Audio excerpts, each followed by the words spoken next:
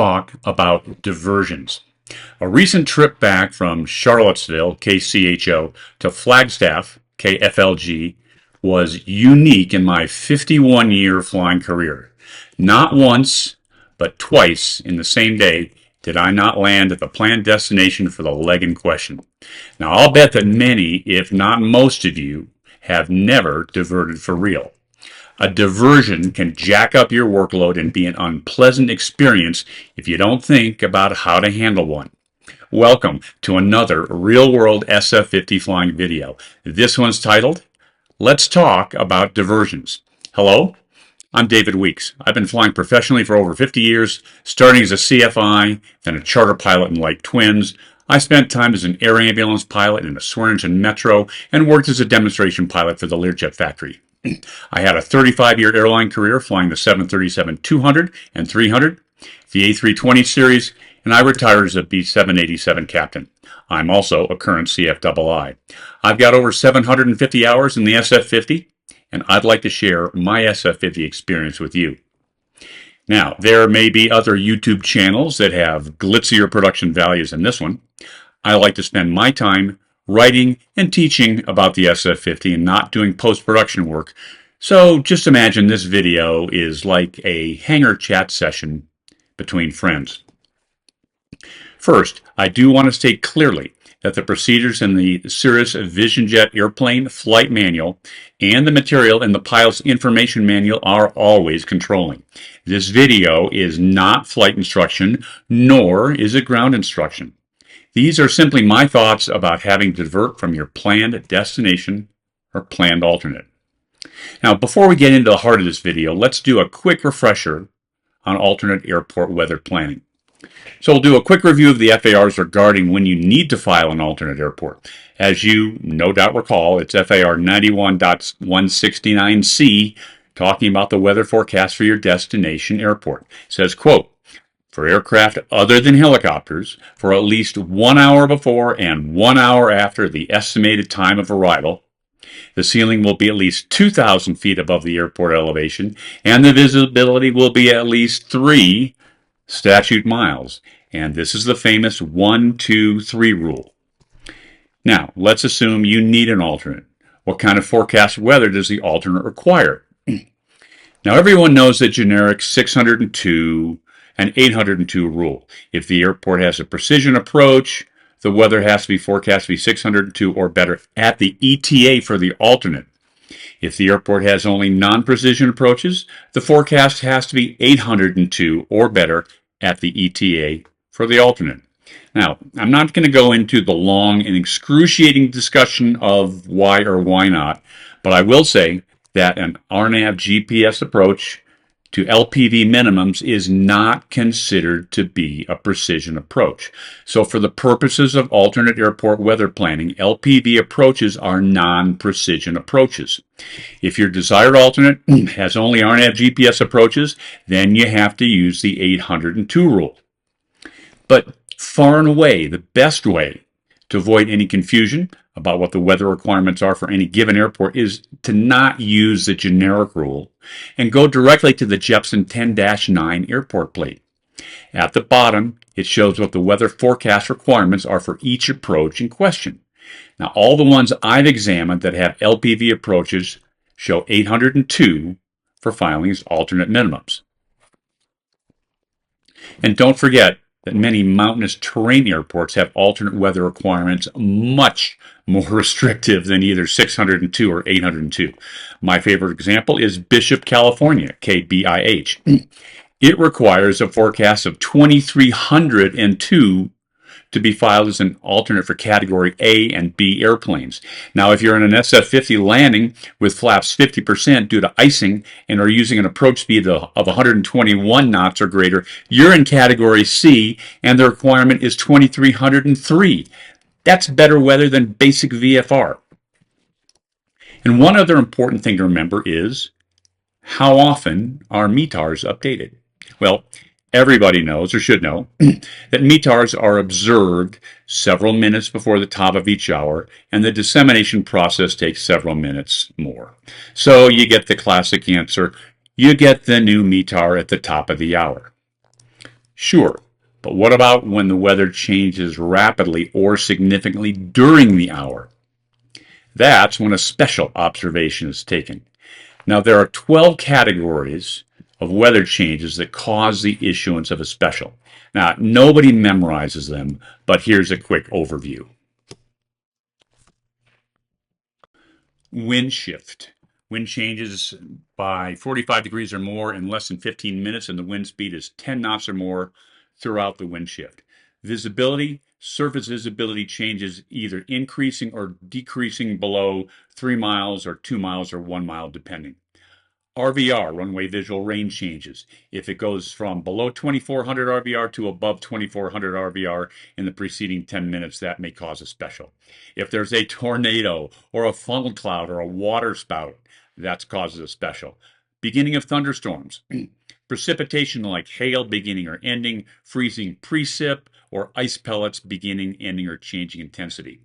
Ceiling, rounded off, it changes relative to 3,000 AGL, 1,500 AGL, or 1,000 AGL, or even 500 feet AGL.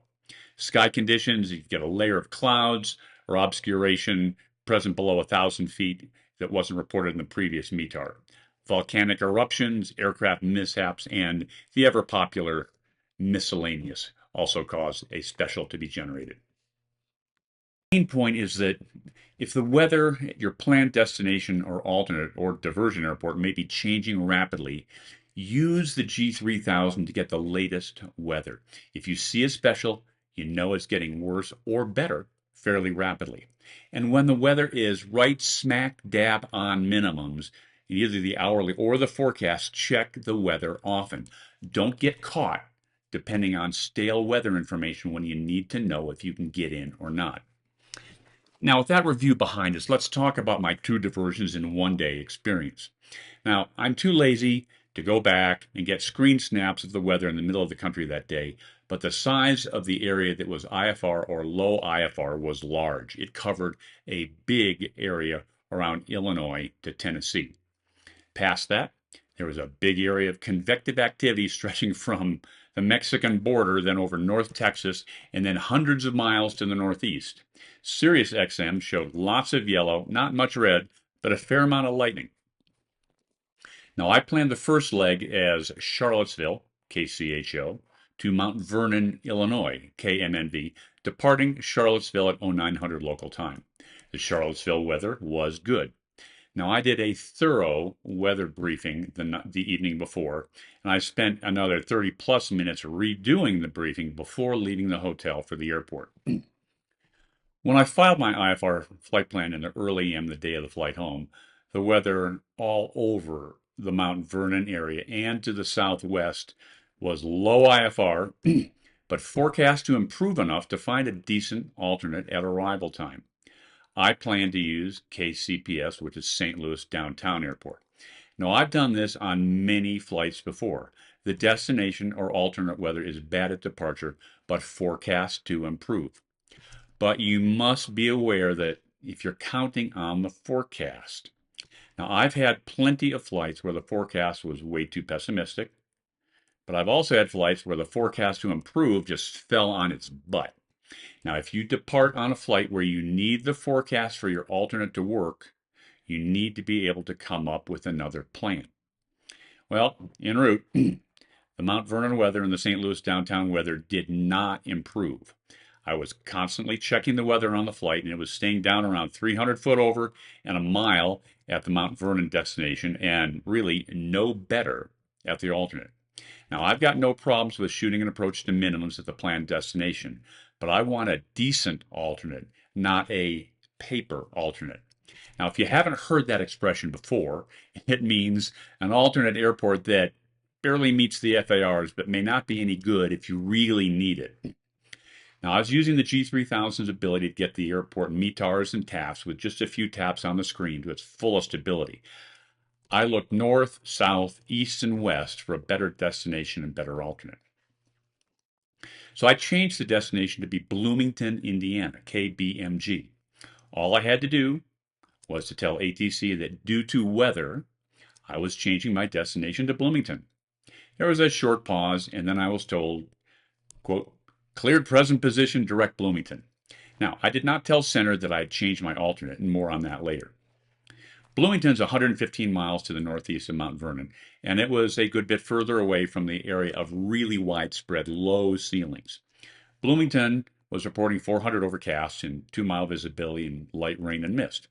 The ILS to 3.5 allowed a 200.5 approach, as did the RNAV approach with LPV minimums.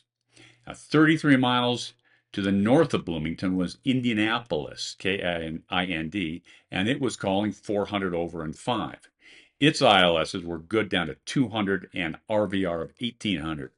So I felt confident that Indy would be a good backup in case I was not able to get into Bloomington. Now, I'd like to stress that I focused my search on airports that were closer to my present position rather than those closer to or even past the planned destination and alternate. When you're looking at a diversion, you really do not want to get into a fuel crunch. Looking to stop short of your original destination gives you more contingency fuel. Overflying your original destination or alternate for better forecast weather is a crapshoot unless you just have oodles and oodles of gas, in my opinion. So I picked up the Bloomington ATIS, and it said the weather was 400-foot overcast with 2-mile visibility. And, that's not bad at all. Just as a precaution, I told approach control that if I missed the approach, I'd be diverting to Indianapolis. But when I checked in with the Bloomington Tower, the controller said the preceding arrival said the weather was, quote, a bit above minimums, unquote. I then told the tower that if I missed the approach, I'd be going to Indy. This meant that both tower and approach knew what my plan was. Otherwise, when you declare the missed approach to the tower, you're going to get a radio call saying something like, November 130 Mike Hotel, say your intentions. Letting ATC know your plan in advance can help them manage their traffic. Well, I picked up the first approach light as I was about to call minimums no contact. I saw the threshold just after that, as the visibility was about 2 miles. The ceiling was maybe a couple of inches above the published 200-foot AGL decision altitude.